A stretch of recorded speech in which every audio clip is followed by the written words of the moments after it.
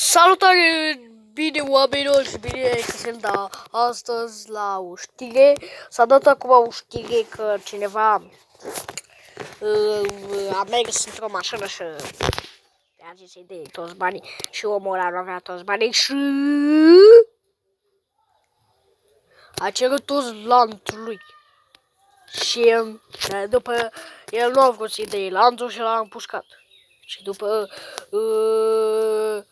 ăia a fugit acolo în mașină și acum este o știre.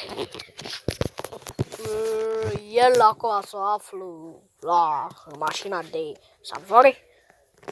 Asta e mașina lui care era aici. El făcea vlog.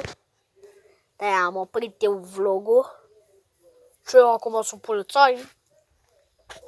Și l-am văzut pe el și am sunat la 112. Și că așa trebuie să-i mutăm mașina.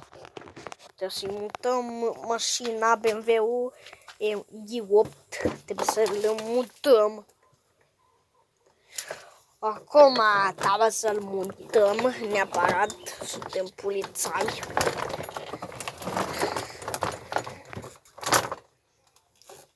Asta e lanțul lui.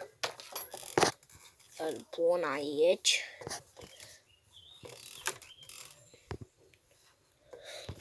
L-am pus aici lanțul lui.